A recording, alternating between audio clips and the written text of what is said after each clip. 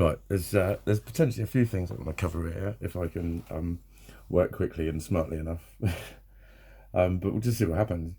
But I'm kind of sticking with my vibe of real life situations, and I did say to myself not that long ago, don't go too fast in the recovery, and so that's what I've done. My head was starting to come awake again, and I was starting to do this, that, and the other.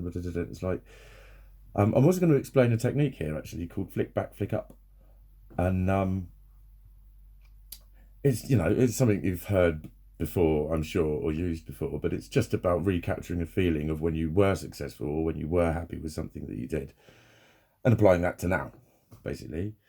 But you can kind of use that in all sorts of ways, and so I remember I was talking about physio, and one placement where I did struggle, and I'm not going to talk about the personal issues that led to it, other than that was a good example of how indirect or direct personal issues that tug at me and cause these fucking schemas are no longer in my head problems. They're just manifesting in my ability to not think and to starting to make sloppy mistakes. And I went to fucking bits professionally. I went to fucking bits over a minor fucking situation. That's when I say I feel weak. That's when I need to feel powerful. That's where, that's kind of in a nutshell what it is when I can get undone like that. And it shows in my work or my ability to work. And I can't stop thinking about what the fuck is going on.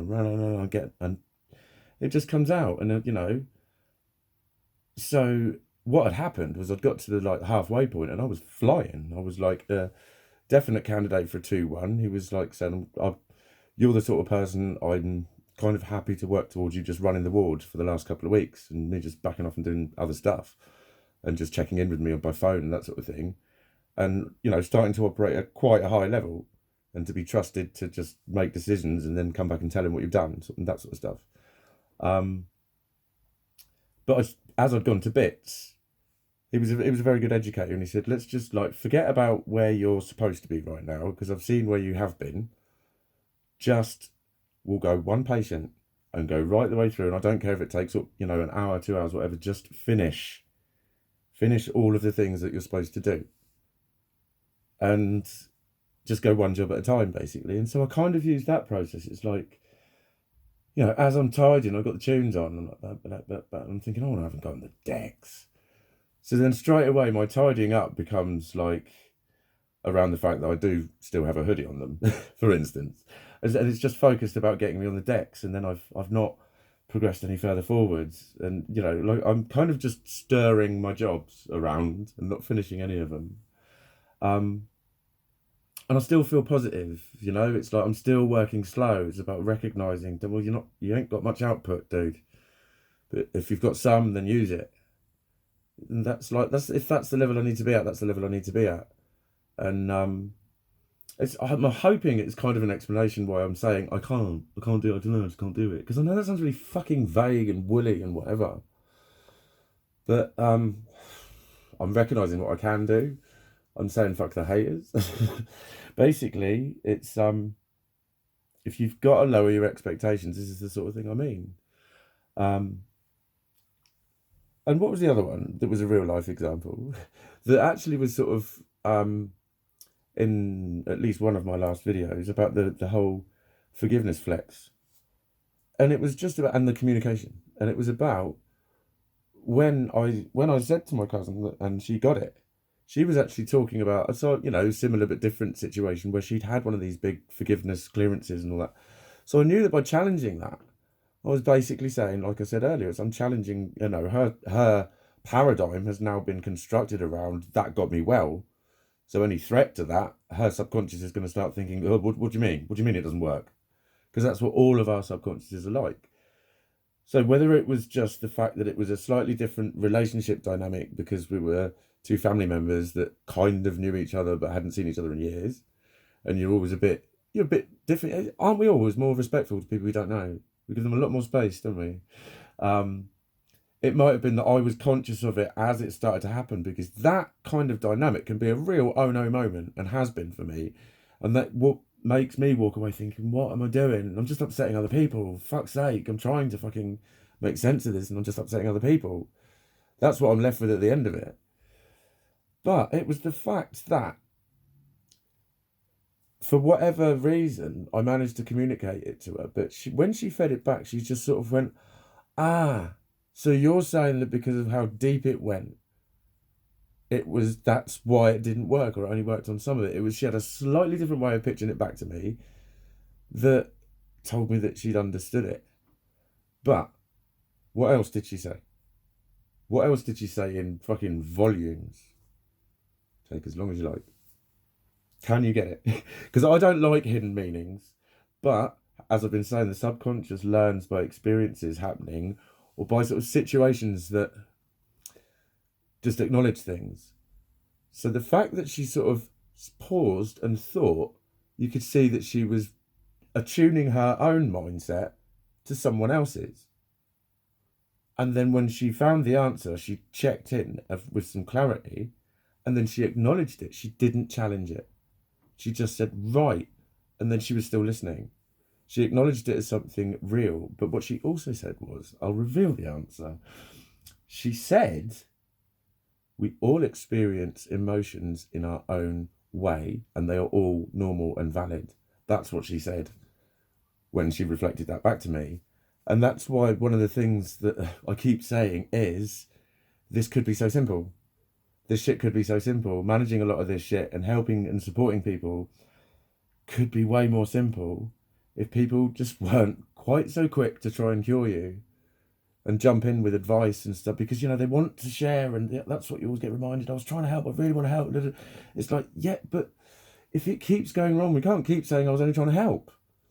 Let's change it then. Let's change it to something that does help, if you know what I mean. But it's, I don't know. It just made the whole thing, basically, I think the kind of nice that I felt was actually that schema that was about to come up. The schema of, you're just making this whole fucking thing up, you absolute fucking drama queen. All your pain. That was the schema that was about to come up. Because I am, I'm almost saying I'm more hurt than you were. I think that's kind of a subconscious communication that's happening without me trying to communicate that to you. But by me just saying, yeah, but I tried that and it didn't work, I'm almost saying I'm more hurt than you. I think that's kind of the stuff that's happening, because like I say, this stuff has been throwing itself at me from all sorts of, in all sorts of arenas. And there's always so much, the misunderstanding leads to so much anger. No, and fingers pointing and quite, damnational language. And that sort of thing. I'm thinking, wow, fucking hell. And so then that has led to hostility, sort of from me, a hostile attitude towards this shit happening, which I can't help but put across as a hostile attitude towards you personally, whoever happens to be saying it. And I think that's where I need to do a lot of my work. The first part of which has been to fucking hide a lot of the time. Just go home if I start to feel tetchy. Just fuck off. Don't be nasty, Mikey. You know what I mean? But again, if that's what I need to accept, that's what I need to accept. It's all a learning process. I can only seek to improve if I recognise where I need to, and how I can at least manage it in the meantime before I start relearning, rather than just suddenly going ta-da. And and recognising, like I've been saying, about the biological aspect of this illness. So in actual fact, a lot of the therapies that involve forgiving whoever may or may not have put me here, it's kind of irrelevant because the damage is still there. Having said that, obviously the forgiveness is something that I've always been working towards anyway, and just recognising that it's not quite what I can do yet. But it's always been my sort of end result. And yes, there is absolutely a freedom to that, which would benefit my sort of psychological mindset, whatever you want to call it, just my general feeling of mental well-being. Of course it would benefit that in the sort of long run, just having that forgiveness. But I just think doesn't always have to be the key to the wellness. I think this is the sort of thing, when people have a certain episode to a certain level, there's a permanent level of damage, albeit minor, but minor damage can have significant consequences. And I really think that's kind of as simple as it is for me. And I think that's why, I know what I was offered by mental health services was a lot in terms of the therapy that they gave me, 1-to-1. But then I was assessed at the highest fucking level that they have in terms of assessment. So that's about, thinking, right, it's a fucking illness, mate. Don't let it get any worse, but keep trying to do the same shit and having the same rows and all that shit, because it's going to get worse.